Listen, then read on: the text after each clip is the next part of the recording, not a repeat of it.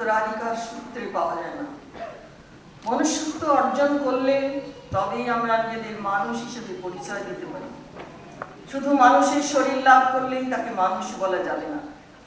সেই রকম দেবত্ব অর্জন করলে আমরাই দেবতা বা দেবী, এবং ঈশ্বরত্ব লাভ করলে আমরাই ঈশ্বর হয়ে যাব। ঈশ্বরকে বাইরে খোঁজ করলে পাওয়া যাবে না, ঈশ্বর আমাদের অন্তরের তত্ত্বরূপে রয়েছে। নিজেদের অন্তরে এটা উপলব্ধি করতে পারলে সর্বত্র ঈশ্বরের উপস্থিতি অনুভব করা যাবে। তখনই বোঝা যাবে যত্র জীব তত্র শিব, সর্বং খলিদং ব্রহ্ম, যাহা যাহা নেত্র পড়ে তাহা তাহা কৃষ্ণ স্থূল। বর্তমান পৃথিবীতে দেখা যাচ্ছে বেশিরভাগ মানুষই উদ্দেশ্যবিহীনভাবে ছুটছে। কিসের জন্য, কেন ছুটছে সে জানে না। মানুষকে আগে জানতে হবে জীবনের উদ্দেশ্য কি। বহু জন্মের বহু সাধনার ফলে আমরা এই দুর্লভ মনুষ্য জীবন পেয়েছি। এই মনুষ্য জীবনের উদ্দেশ্যই হচ্ছে ঈশ্বরত্ব লাভ। সেখানেই আছে আমাদের শান্তি ও নিরাপত্তা, স্বরূপেই আনন্দ আর স্বভাবেই শান্তি। কে কাকে উদ্ধার করতে পারে? শ্রীমদ্ ভগবদ গীতায় ভগবান শ্রীকৃষ্ণ অর্জুনকে বলেছেন, উদ্ধারে আত্মনা আত্মানা। হে অর্জুন, নিজেই তুমি নিজেকে উদ্ধার করো। প্রকৃত গুরু কেবল কতগুলি আবরণ দূর করে দিতে পারেন। আবরণগুলো দূর হয়ে গেলে আত্মা আপনার গৌরবে জ্যোতিষ্মান হয়ে সূর্যের মতো প্রকাশ পান। সর্বপ্রকার শিক্ষার অর্থই আদান প্রদান। আচার্য দিবেন, শিষ্য গ্রহণ করিবে, কিন্তু আচার্যের কিছু দেবার বস্তু থাকা চাই, শিষ্যেরও গ্রহণ করিবার জন্য প্রস্তুত হওয়া চাই। It is a matter of great joy to gather here, celebrating the 150th birth anniversary of Swami Vivekananda. Our immense thanks to all the organizers of this special program for the green signals they get. Our thanks to all the devotees who have given support for this program. You know, Swamiji gave his very best in London. Many of his Bhakti Yoga lectures, Raja Yoga, many lectures, important lectures in Jnana Yoga and practical Vedanta lectures were all given in London. So London assumes a very important place, a special place in our hearts, for all those who are admirers of Swamiji. So I'm very happy to be here today. Let me go straight to my topic, Vivekananda, the Global Harmonizer. I will begin with an incident which will show you how it all began. You see, when Sri Ramakrishna was in Shampukur in Kolkata, he had been removed there for treatment.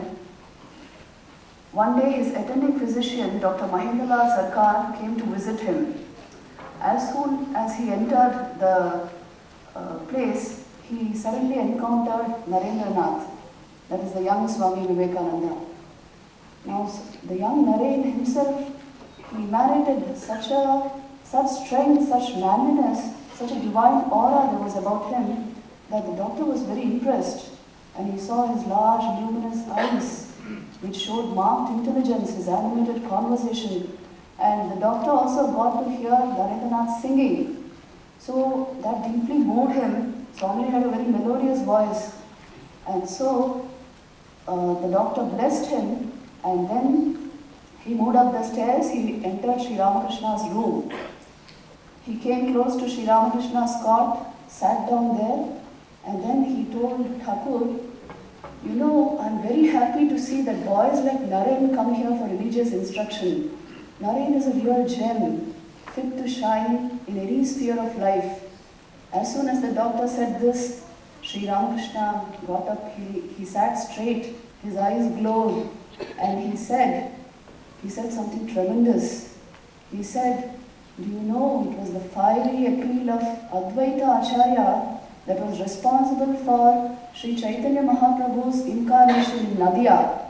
So also, all that you see here, meaning in his own advent, is due to him and for him. You see, what a tremendous statement. The doctor was dumbfounded. We all know that Ramakrishna made Vivekananda, but here Sri Ramakrishna is himself saying that I was made for him, and whatever I have is for him. It is due to him and is for him. And towards the end of Sri Ramakrishna's life, we see how these words were proved to be true when Sri Ramakrishna transmitted all his spiritual powers to Naren and told him, today I have become a fakir. With this treasure, with these powers, you will be able to do great good to the world. So you see, Vivekananda's global mission is nothing but a sequel, a continuation of Sri Ramakrishna's global mission. And the light which Vivekananda has shed on different fields of human endeavor, in science, in arts, in culture, in the philosophies, in psychology, all of them have Sri Ramakrishna for their source. Now Swamiji was a multifaceted personality. He shone like a diamond with many facets. Sri Ramakrishna had polished that diamond. And so Swamiji stands before us as a yogi of the highest order, as a humanist par excellence, as a champion of human rights, as a champion of women's rights, as a visionary who stands who forms an interface, as it were, between the real and the ideal. And Swamiji was Hinduism's first global monk with a global mission. He was the harmonizer, the supreme harmonizer of all dichotomies, all differences in religions, in different religions, within the different religions. That is, inter-religious harmony, intra-religious harmony, intercultural harmony, intracultural harmony between different sects. Swamiji was also the harmonizer between science and religion. He was the harmonizer of different philosophies, both epistemological as well as political philosophies. He was the harmonizer of Eastern and Western psychology. There is no end to the list. And he is responsible for bringing about a harmony between the dichotomies which human mind faces, like sacred and secular. You will find all this in Vivekananda literature. Dichotomies like sacred and secular, monasticism and social service, all Swamiji has shed new light on all these debates. Again, concepts like universality of religion and globalization of spirituality began with Vivekananda.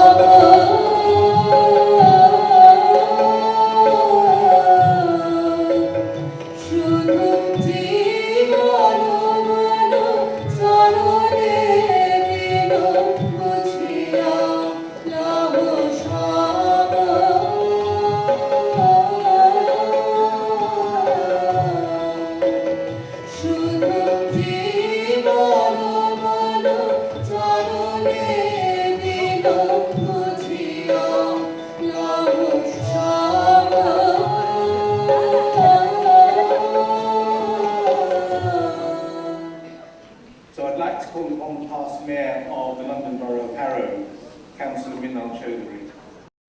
I'm really delighted and indeed honoured to be here and to be associated with this occasion of 150th celebration of Swamiji, especially in front of Swami Atmanandaji, other Swamijis, mothers, and you beautiful people, ladies and gentlemen. It's a great pleasure and honor. Initially, I was coming as a delegate on my own with my wife. I've been supporting Ram. I must thank Ram for all these organizations. He has been doing good work over the years. But today, I'm representing the Mayor of Harrow. The current Mayor is having a civic service and St. Mary's Church in Harrow. That's why the responsibility came on me to represent. And basically, I'm delighted to be with my own people today and showing my respect to the great soul, Swami Vivekananda. We are in 21st century. If I could take you back 200 years ago, 18th century, 19th century, just after the death of Raja Ram Mohan Roy, 1833, Param Guru Sri Ramakrishna was born in 1836. And then, after 27 years, in 1863, Narendra, Swami Vivekananda was born. So as you all know, Ramakrishna Dev was born as Lord Vishnu, and Vivekananda was born as human form Narayana. So these are the things in the divine plane. Both Ramakrishna and Vivekananda knew each other's existence. These are the divine plane issues and affairs. We ordinary human beings with our ordinary mind, we sometimes don't understand. So, but we as a human being, we have to pursue and persevere to get into the divine life, how to be a better human being. As Ram said, the time is very short. I'm not going to go and give a big lecture. What I've decided that I will probably quote few quotations from the great thinkers of the world who have written on Ramakrishna Dev and Swami Vivekananda. There's a book published by Ramakrishna Mission, and that is a great read. You should all have a copy and read that. I'll first start with our great poet, Kavi Guru Rabindranath. Once, Romarola asked him, I want to know about India. So if you want to know about India, please go and read Swami Vivekananda. The great historian, A.L. Bassam, who has written The Wonder That Was India, that was the history of India before the Muslims came into India. That's worth reading about that book. And he has written, I believe also that Vivekananda will always be remembered as a religious teacher to make an impression outside India after the preaching of Buddhism by Emperor Ashoka. I'd now like to call Yasmin Pasha, who is a journalist in London. I think you were met with a rather blank response. I know Ram because he's my accountant. I've known him for about 4 or 5 years. And I asked him to tell me more about Vivekananda and what it meant to him. And it was clear that he was passionate about this man. And I was interested for a number of reasons. Not just because I wanted to please Ram, because he's such a nice guy, he's difficult to say no to. But I had a vague recollection of Swami Vivekananda from when I was a child. I remember my mother trying to talk to me about him. And to be honest, I was just not really very interested. This was 1970s England, and I was far more interested in David Bowie, David Cassidy, the Bionic Man, anything really, other than a guru in India who seemed to mean nothing to me. However, I know he meant a lot to my mother, and all these years later, when Ram brought him up and brought the celebrations up, I spoke to my father about him, and my father, who's nearly 90, was rather delighted that finally his daughter was taking an interest. And my parents are different religions, you see. My father was a Muslim and my mother was a Hindu. And it was very, very difficult for them in India. I was really not really aware of what a difficult time they had. And they came to England, that was their refuge. And my father told me, and has been telling me quite a lot about things recently, I think as you get older, you become more open with your children. And he said that my mother drew great strength from Vivekananda and his teachings.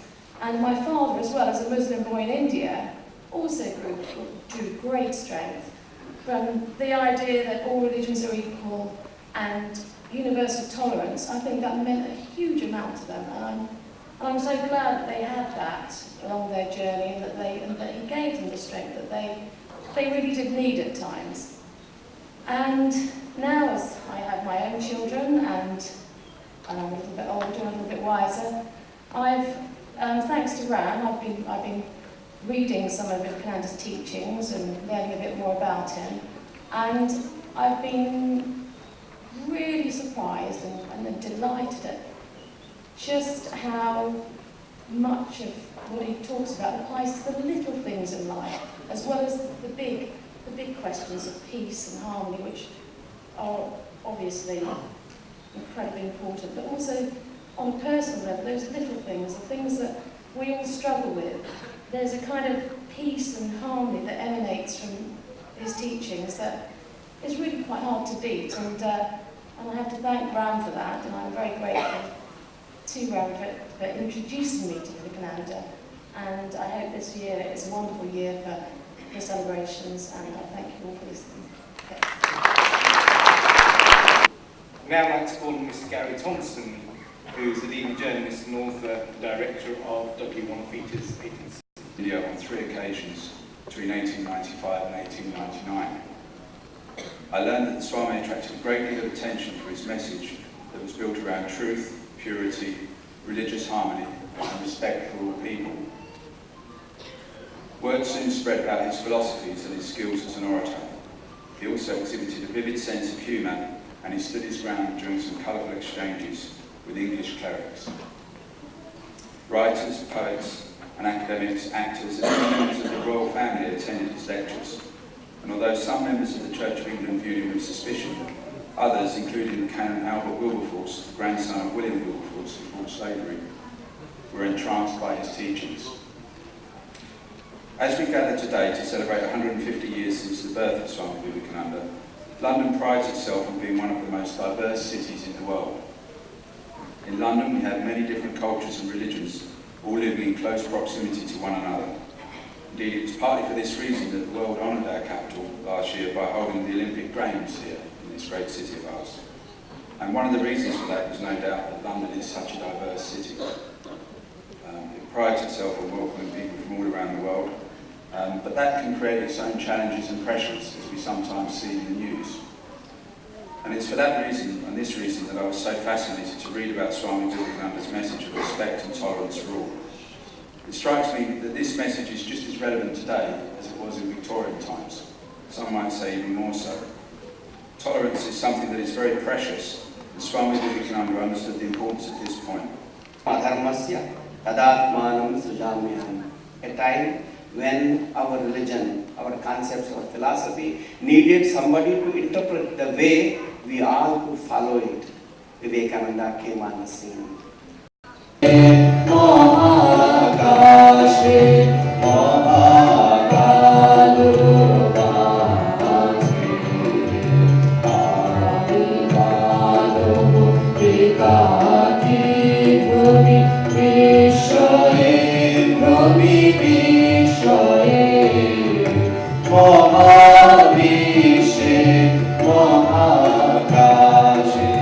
Om Doi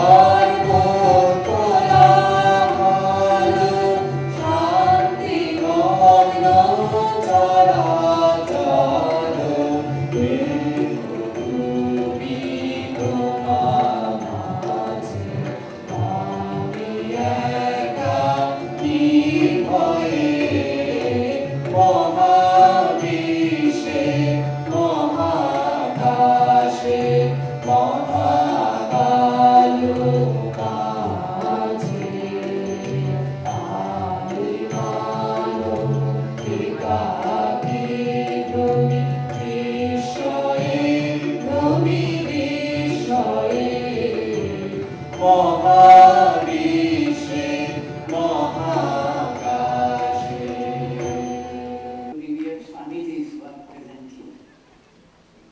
I am really very happy to be amidst you all on this great day when the people of London, who are celebrating the 150th birthday of Swami Vivekananda. Swami Vivekananda had so much hope, so much expectation from the people of London. I hope and I pray that Swamiji must be highly pleased that with so much of enthusiasm, men, women, children, you all have assembled to celebrate his 150th years in such a grand scale. May Swamiji is the best, the crown of all creation.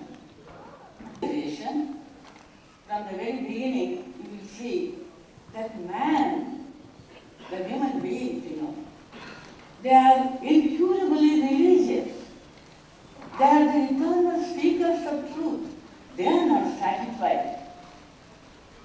Some of them you will see that in every civilization, some of them how, with all their efforts, they search for the higher truth behind this finite world, behind this material world, because they knew that the abiding, infinite bliss is available only in the infinite, not in the finite thing. That is the conclusion from the very beginning. So, if we study the human evolution of growth, development, and fulfillment, there are three dimensions, One is the physical, mental, the second, and finally the spiritual and the divine. The human baby, before it is born, it is just a part of the mother's body only, isn't it? It has no separate existence at all, no individuality. It is only after its birth it gets an identity, and then, unless man increase in wisdom, increase in knowledge, can never lead him to know the ultimate light. It only brings increase of sorrows only. So in this way you will see that the third dimension, the divine dimension, should be expanded, should be realized, should be acquired gradually. Otherwise the fulfillment, the excellence within will not be opened, will not unfold itself. So you see, when Swami Vivekananda came to the Western, that is because of this identification with these unreal things, with this ignorance will come. All that is excellent will come when the sleeping soul is roused to self-conscious activity.